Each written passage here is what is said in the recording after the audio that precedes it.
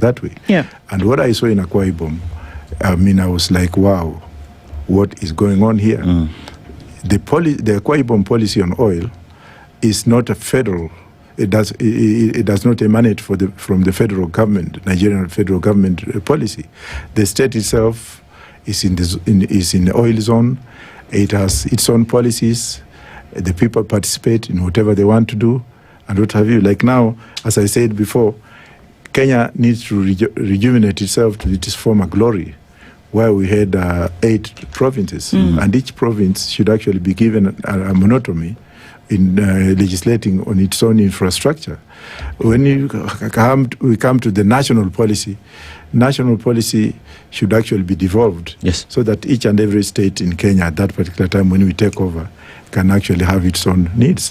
Kisumu, for example, if we have Nyanza state within Kenyan Republic, and the people of Nyanza should sit down in their parliament in Kisumu and legislate on what kind of transportation needs they have, giving the fact that we have traditional methods.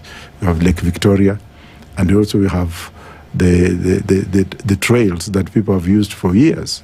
How do we go about what are the needs, what are the necessities, what are the logistics, where are the schools, where are the industries, what can we do for the needs of the people in that environment? So I believe in regional state-owned transportation system than government-owned. In the US, we have diversity, and you have also difference between the federal transportation system, which only touches on federal instruments like airports, and we also have state transportation system.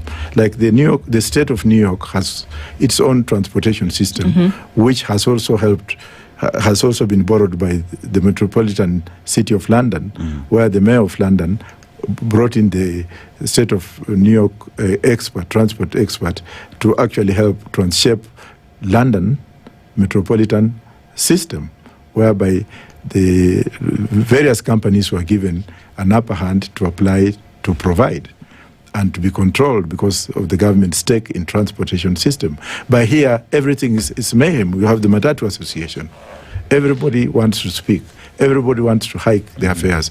People want to run rowdy systems of transport. You get matatus with very loud music. Somebody has finished his job, he wants to go home, wants to talk to his family on the phone.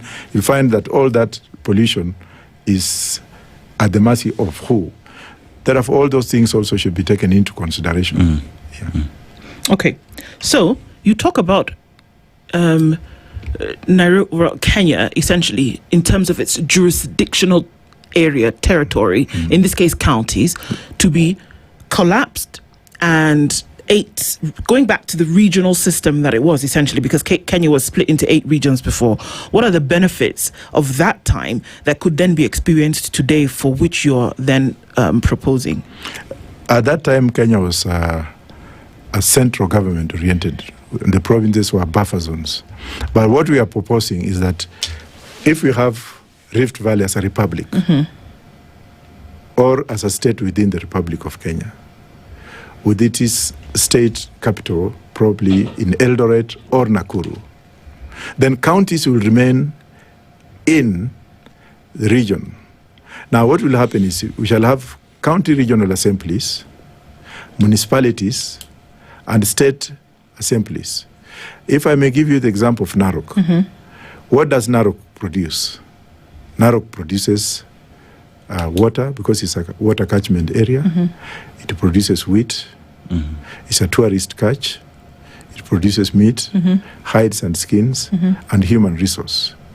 Now, the revenue collected from those 5 areas that I've mentioned should be debated in Narok County Assembly, and then let there be a very clear dichotomy between the county assembly with the state assembly on management and revenue collection, whereby if Narok collects its revenue from what I've said, it can apportion a particular percentage to the state of Rift Valley for the state operations, and the state will now be having revenues from each counties so that they can actually do a model to take what they need to develop what they have and put the rest, send the rest to the federal government, the national government.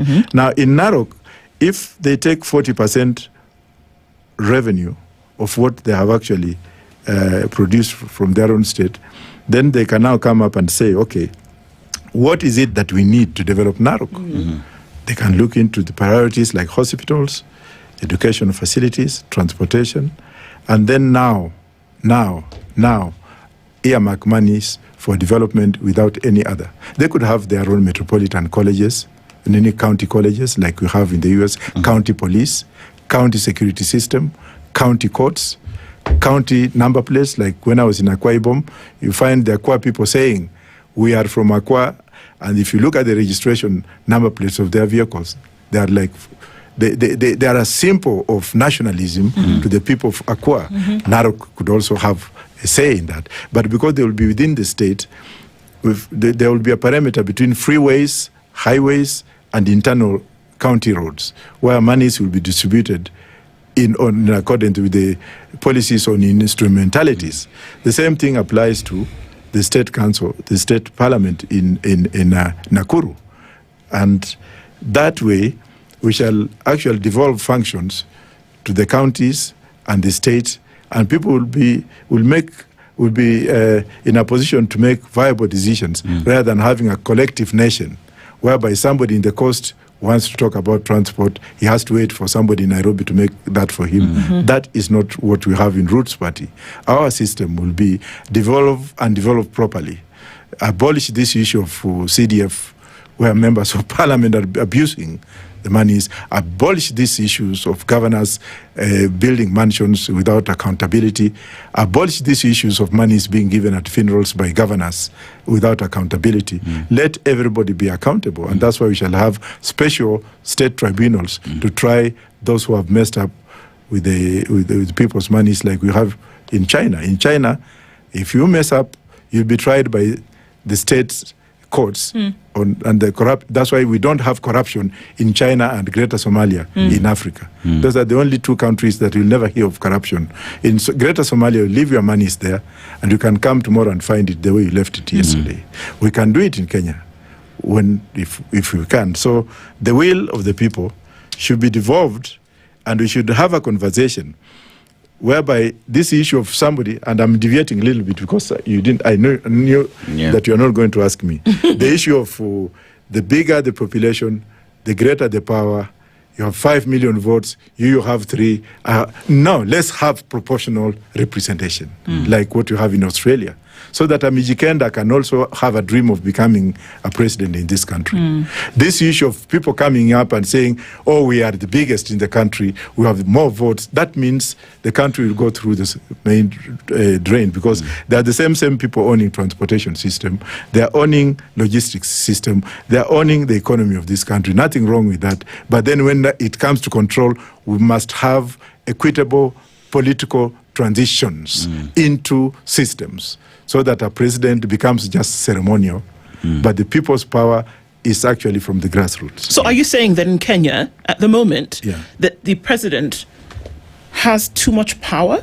Definitely, yes, he has. He has too much power. Every day, the president is appointing people. That should not be the prerogative of the president. Let's look at the Indian system. Let's look at the BJP and the Prime Minister of India, and the President, and the Constitution of India, and the Article 1 of the Constitution of India, which says India belongs to the Indian people wherever they are. Kenya belongs to the Kenyan people wherever they are. They can come in, invest and have rebate. But the President is given too much power by the Constitution, and that's why Roots Party came up and say that we shall do away with some part of the Constitution and go back to the people to ask the people what exactly we need. Too much executive power is not good. Even me as a president, incoming president, I wouldn't want to have everything. I would maybe do the Kibaki way, hands off, but let people do it. But let's put proper mechanism so that people can actually enjoy the freedoms that